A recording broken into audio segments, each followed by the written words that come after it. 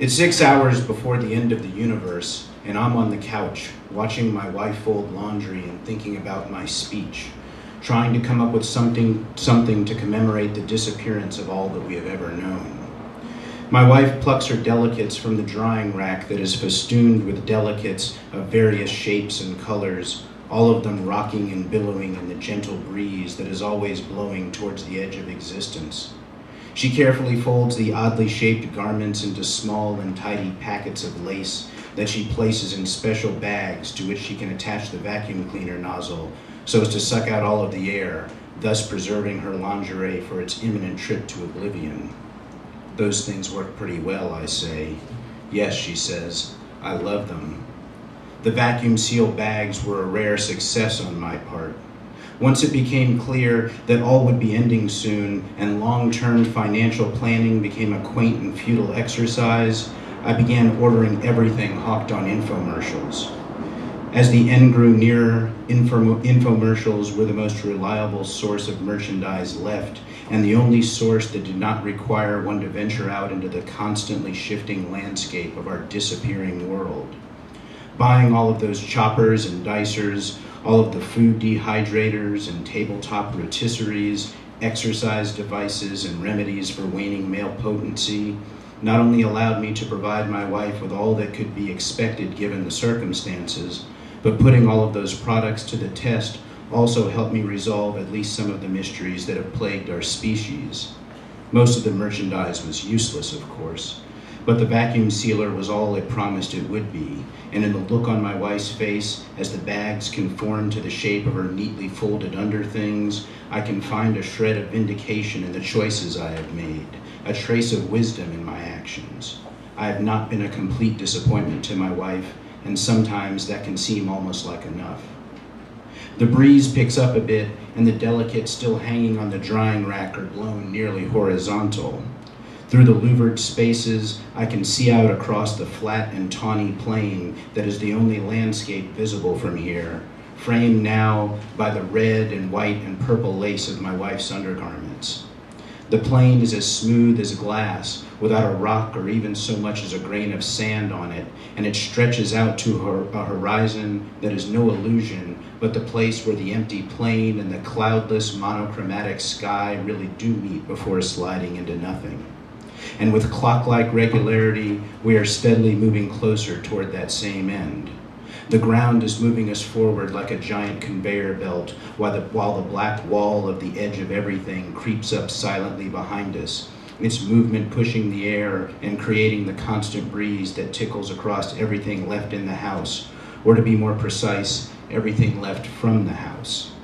We live among 1,800 square feet of furniture and appliances and knickknacks arranged out here in the open air middle of nothing. No roof or walls left since they vanished a while back, luckily one before the other. But we hardly miss them because there's nothing much left to keep out.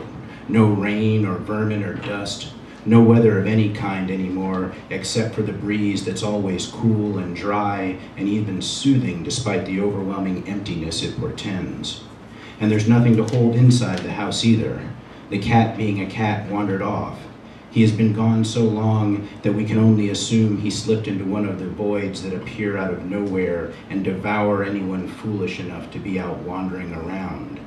And because there are no temptations left for a husband or a wife, we don't need walls as a testament to the vows we have taken or to remind us that we really mean them this time.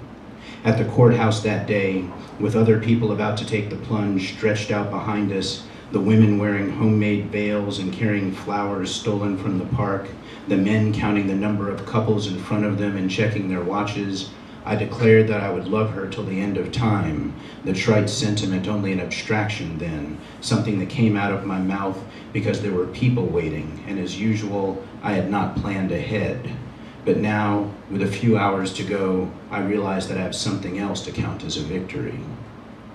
While my wife is selecting the next undergarments to hermetically seal away from the emptiness that they are about to plunge into, I remind her that everything will be ending soon, and that under such circumstances, the laundry hardly seems to matter. I'm going to finish this, she says. For once in my life, for once in history, everything that needs to be done will be done. For once, everything will be put in its place. There will be nothing hanging over my head, and I'll be able to have a clean end to it all.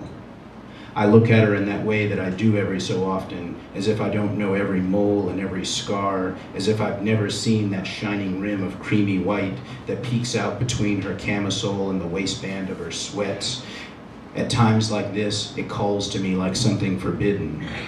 I look at her delicates blowing in the breeze, many of which I don't recognize, and here, less than 6 hours before an unprecedented event that raises so many questions but answers none, my wife has become the most intriguing mystery imaginable. Put that laundry down and come over here, I say. Later, she says, smiling. That's on my list, I promise. But I want to finish a few things first, so that for once there'll be nothing else that I could possibly be thinking about. Besides, you need to work on your speech. And since there's little else for me to do besides take her at her word, I take pen in hand and try to get down to business. The problem is I'm not a great man. I'm not particularly interesting, and I've done things that preclude me from being thought of as good. Nothing qualifies me for the task at hand. I'm noticeably lacking in insight and wit. I have flashes of cleverness, but they are all too few and far too brief.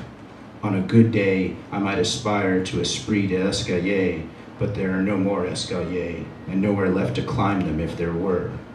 It is typical of how the universe has so far operated that I have been left in charge of the last word.